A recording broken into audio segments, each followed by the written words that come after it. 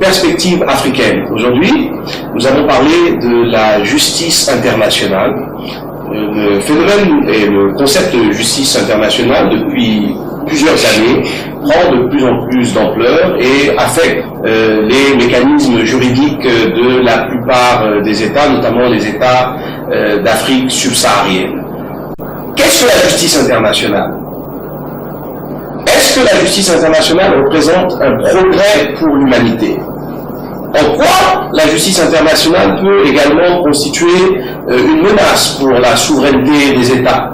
Nous allons discuter avec notre invité, qui est un avocat international, Maître Sadibou Alao. Bonjour. Bonjour, cher ami. Donc, je vous ai présenté brièvement, mais je pense que les titres ne manquent pas. Donc, pour que nos téléspectateurs puissent vous connaître davantage, il serait intéressant que vous puissiez vous décrire brièvement. Bien, de toutes les façons, les titres ne valent pas certainement ce que valent les hommes en eux-mêmes par rapport à ce qu'ils peuvent faire. C'est ça le plus important. Avoir des titres et être capable de faire, c'est encore mieux. Et il vous souviendra que j'ai été conseiller juridique général adjoint de la Banque africaine de développement pendant une vingtaine d'années, tout en étant avocat au barreau de Cotonou. Et dès que j'ai quitté la Banque africaine en 1995, je me suis occupé non seulement de mes activités au barreau béninois, mais aussi devant les juridictions internationales comme le tribunal international pour le Rwanda, le TPIR, où j'ai eu à défendre des accusés devant le TPIR, et je suis aussi connu comme avocat international, mais aussi plus connu comme président du Jeunesse Afrique, cette ONG panafricaine qui fait depuis 1990 la promotion de la démocratie, de la bonne gouvernance et des droits de l'homme sur le continent africain. Et au titre d'avocat, je suis membre du barreau pénal international, donc j'ai fait la promotion avec les autres avocats du monde, la promotion de la Cour pénale internationale, et j'ai été membre du bureau du barreau pénal international, non seulement pour le JADES, mais aussi en ma qualité d'avocat international. Je vous remercie. Donc c'est en votre qualité de membre du barreau pénal international que nous vous avons invité aujourd'hui sur notre programme, notre émission Perspective africaine. Donc nous allons d'abord parler de la CPI, la Cour pénale internationale. Donc ma première question, c'est quand et comment la Cour pénale internationale, la CPI, a été établie, a été créée, a été constituée? Bien, il faut retourner un peu en arrière, depuis la dernière guerre mondiale, la fin de la dernière guerre mondiale, en 1945, où il y a eu les fameux procès de Nuremberg, où ceux qui ont perdu la guerre, les Allemands, ont été jugés à Nuremberg pour les crimes de guerre qu'ils ont commis. Après ce jugement, il y a eu pas mal de personnes pour s'insurger contre cette justice que l'on a considérée comme la justice des vainqueurs, dans la mesure où certaines notions pour lesquelles ils avaient été jugés n'étaient pas solidement établies. Par exemple, les crimes de guerre, le respect de l'autorité hiérarchique, et que vous connaissez dans nos armées où on dit que le militaire doit obéir à son chef. Mais si tu obéis à ton chef, que ça devient un crime de guerre, ce n'est pas toujours très facile.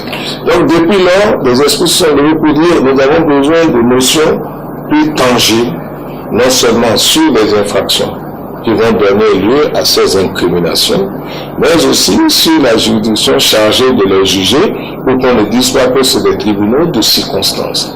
Voilà, c'est tout ça qui a conduit au traité de Rome, lequel traité de Rome a conduit à la création de la Cour pénale internationale qui a été définitivement établi le 1er juillet 2002 où un certain nombre d'États suffisants ont ratifié le traité de Rome pour permettre à cette juridiction d'entrer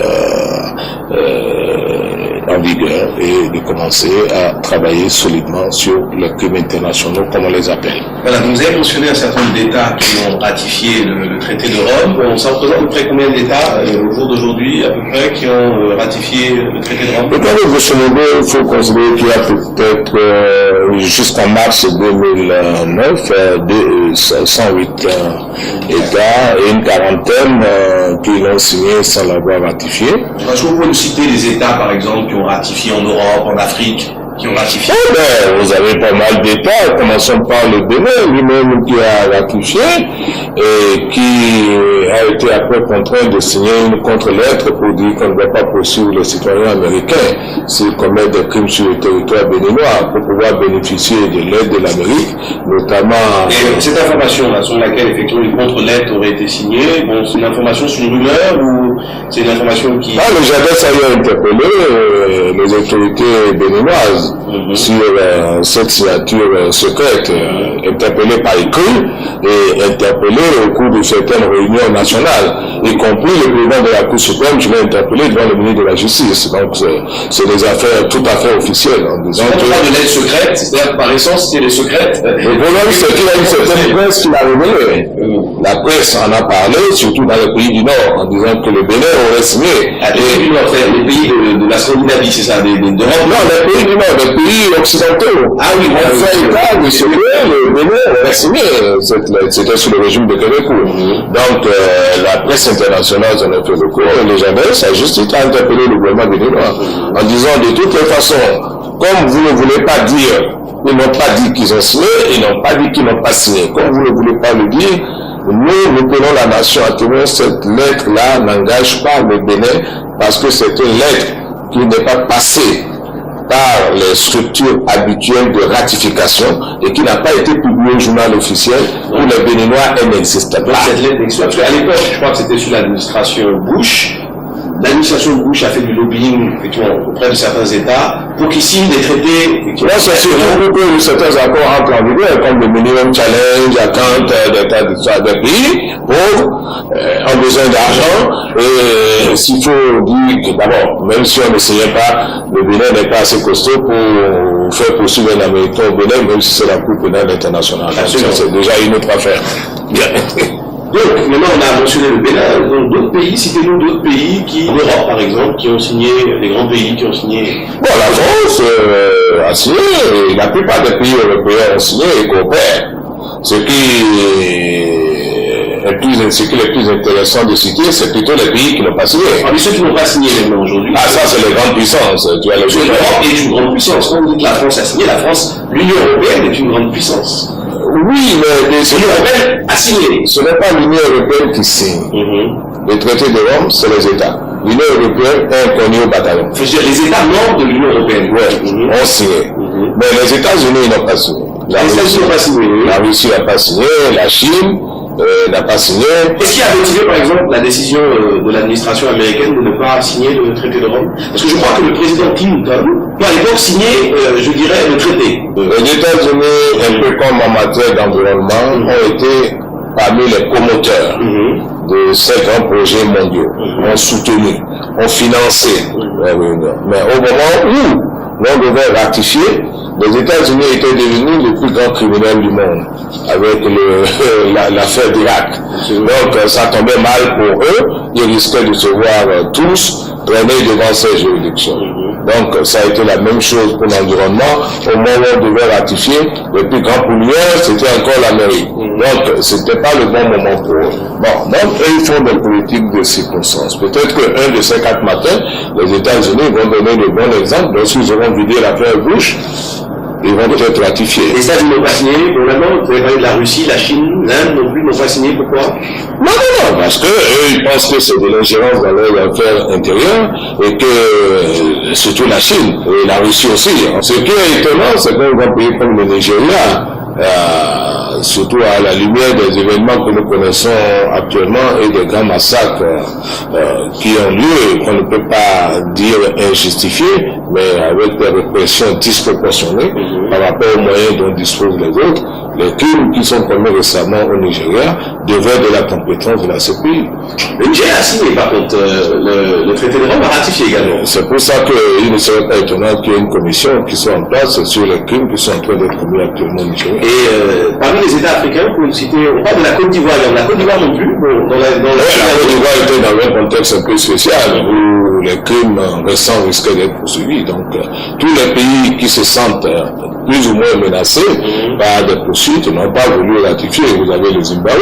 Le Zimbabwe n'a même pas été, je crois, signataire du traité de Rome. Voilà, donc vous avez plein de pays, quelques pays quand même, mais la plupart des pays africains, une bonne majorité des pays africains ont ratifié, même si après ils ont signé des contre-lettres. Et quand vous prenez par exemple les pays, je dirais, asiatiques, ou en tout cas les pays d'Afrique du Nord, également on constate que... Vous avez l'Égypte, des pays comme l'Égypte qui vont difficilement signer et ratifier parce qu'ils ont des notions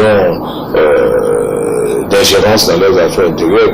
On reviendra au principe de l'ingérence tout à l'heure dans l'émission, ainsi que sur la doctrine des Nations Unies sur la responsabilité de protéger.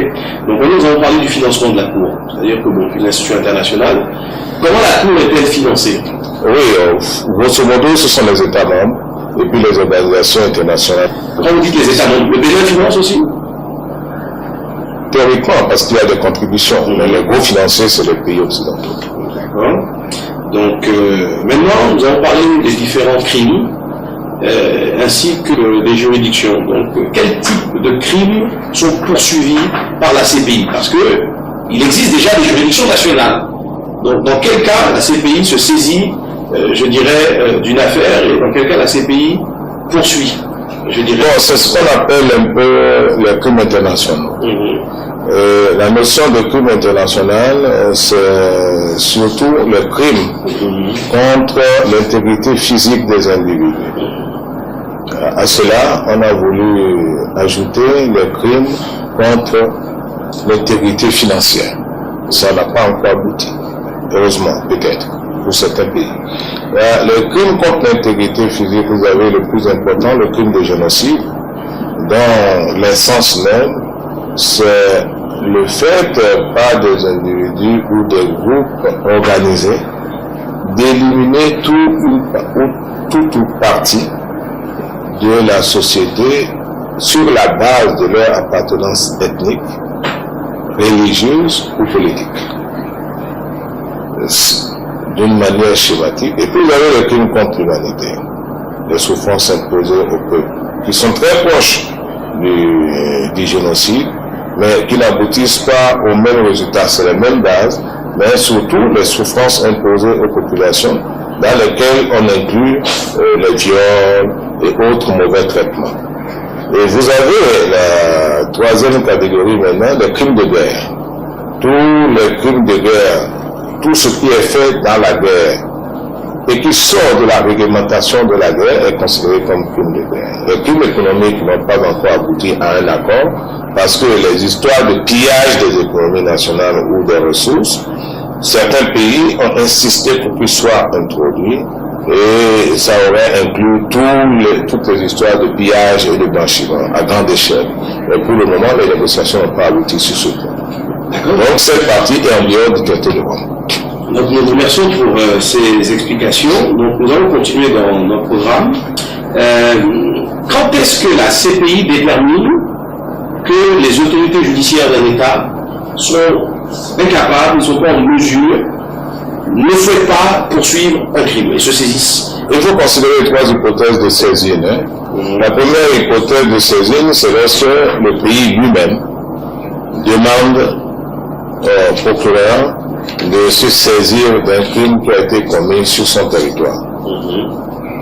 Parce qu'il estime ne pas avoir les moyens de poursuivre ce crime ou parce que, pour des raisons de contrariété interne, il ne peut pas poursuivre ce crime. Donc, il peut sacrifier ses citoyens. Ce qui est rare, mais ça se passe.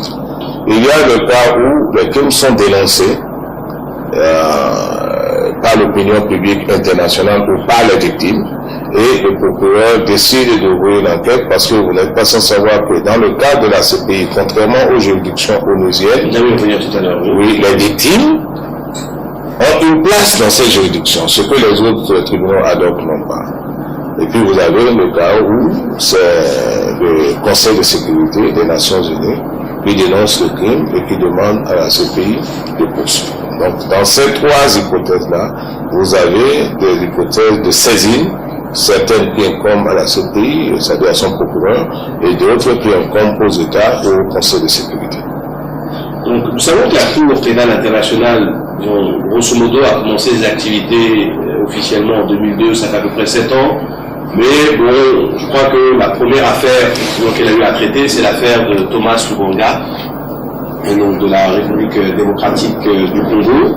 Ici, ce que nous constatons, et nous allons arriver dans le vif du sujet par rapport à la Cour pénale internationale, nous sommes sur l'émission Perspective africaine, donc les Africains, dans une très grande proportion, ont le sentiment que la Cour pénale internationale ne s'intéresse qu'aux crimes supposés ou réels commis en Afrique et ne s'attaque qu'aux leaders africains. Qu'est-ce que vous pouvez dire par rapport à ça? Bon, je pense qu'il faut revenir un peu pour mieux élucider ce à quoi vous faites allusion. Il faut revenir aux trois grands cas soumis actuellement à la Cour, le cas de Thomas Lubanga qui est essentiellement constitué par l'enrôlement des enfants soldats, et le cas de Bemba pour les supposés crimes commis par cette troupe en République centrafricaine, et le cas de El Béchir dans le cadre de la guerre civile au Soudan. Bon. Dans tous ces cas, sauf le cas de Thomas Lubanga, c'est le Conseil de sécurité qui a joué un rôle déterminant en orientant les poursuites. Et pour dire pourquoi ce caractère africain des poursuites, c'est parce que d'une part, les États eux-mêmes prêtent le flanc à ces genres de poursuites parce qu'ils utilisent la Cour pénale internationale comme un peu un organe de règlement des conflits politiques internes. Ils en profitent pour éliminer les gêneurs nationaux, comme dans le cas de Bemba. Dans le cas de Thomas Lubanga, le régime a toujours été perplexe à poursuivre et s'associer. Parce que ce qu'on reproche à Lubanga, tous ont commis le même crime d'enrôlement des enfants soldats. Qu'il s'agisse de la RDC, qu'il s'agisse du Libéria ou qu'il s'agisse de la Sierra Leone. Tous commettre ces pratiques-là, mais malheureusement, on peut se demander pourquoi un tel est poursuivi alors que l'autre ne l'est pas. Dans le cas de Bemba, c'est le Conseil de sécurité, mais ça aide en même temps le régime de Kinshasa à se débarrasser d'un empêcheur de tourner en rond pour permettre, disons le mot, de piller tranquillement la RDC de ses ressources, surtout ceux qui ont soutenu l'élection du président. Le retour de l'ascenseur risquait d'être gêné par Bemba. Bon, c'est toujours le maillon faible et les contradictions internes qu'on exploite pour essayer d'écarter le général. Vous remarquez que dans le cas de Béchir, le procureur est allé même jusqu'à suivre les thèses politiques américaines qui parlaient de génocide, alors que de toute évidence, tout le monde sait que dans le cas du Soudan, il n'y a pas de génocide. Il y a une couverture médiatique également, puisque nous constatons depuis 3-4 ans, je dirais, une couverture médiatique qui tend à laisser entendre que de graves violations de droits de l'homme et des massacres à très grande échelle ont lieu au Soudan. On a parlé de 200 000 morts, ça c'est le chiffre qui est donné par les organisations de défense des droits de l'homme. Le gouvernement soudanais lui parle de 10 000 morts. Les organisations de défense des droits de l'homme, notamment l'organisation américaine, parlent de 200 000 morts. Donc voilà, on est un petit peu, comme vous le dites, dans ce scénario. Maintenant, la réalité, c'est que Omar El-Béchir a deux arguments. Il dit que le Soudan n'est pas signataire du traité de Rome. Donc dès lors, ils ne se sont pas concernés par les agissements de la Cour pénale internationale. D'un point de vue juridique, comment on peut apprécier ce genre d'approche des autorités soudanaises? On n'a pas signé le traité de Rome, nous ne sommes pas concernés. Oui, d'un point de vue strictement juridique, aborder d'abord des sujets le problème, c'est que le traité de Rome, je crois, si mes souvenirs sont exacts, son article 13 ou 17, indique très bien que le Conseil de sécurité peut doiter à la Cour les États ou personne à la Cour, à poursuivre. Et c'est une iniquité fondamentale parce que ceux qui siègent au Conseil de sécurité, ils n'ont pas ratifié. Certains d'entre eux. Oui, je dis la majorité, ils n'ont pas ratifié, ils ne sont pas justiciables de cette juridiction. C'est là où on crie à la justice. Parce qu'au moment où l'article a été inséré, nul ne pensait qu'un pays comme les États-Unis n'allait pas ratifier. On se disait que toutes les grandes puissances allaient ratifier. Mais ils se sont mis en retrait et ils indiquent qui poursuivent. C'est là où on parle de la grande iniquité. Mais en fait, tout le monde s'attaque aux moyens faibles. Faibles parce que les États africains sont faibles, ils sont mondiaux, ils sont demandeurs. Faibles parce que les États africains eux-mêmes, dans leur discorde, sacrifient certains de leurs concitoyens à la vindicte internationale. Donc la double faiblesse des Africains fait que le procureur qui veut du travail pour une juridiction qui vient d'être créée ne s'oriente que vers le côté faible. Tout en disant que dans cette cour, parmi ceux qui poursuivent, il y a beaucoup d'Africains. Mais ça, c'est une bêtise. C'est une bêtise internationale. Parce que quand tu demandes aux juges qui savent qu'ils condamnent des innocents sur des bases politiques, comme dans le cas du tribunal pénal international, sur la base du mensonge, ils condamnent. Mais si tu vas au fond, leur demander, mais vous êtes des juges, vous avez prêté serment, vous ne pouvez pas faire ça. Les gens te répondent, mais est-ce que tu as bien regardé au village les salaires que les gens ont et par rapport à vos conditions de travail? C'est la réalité qu'il y a derrière certains dossiers. Donc on ne parle pas souvent, de manière hypocrite. Tout le monde fait comme si ça va bien, alors qu'on sait très bien que c'est de l'injustice. Non, on en parle. On a franchement parlé dans l'affaire du Darfour, dans l'affaire soudanaise. Vous avez des nouveaux développements. Un certain nombre de pays africains, en tout cas qui ont signé le traité de Rome, sont réunis récemment dans le cadre de l'Union africaine et ont, signé une déclaration selon laquelle ils ne coopéreront pas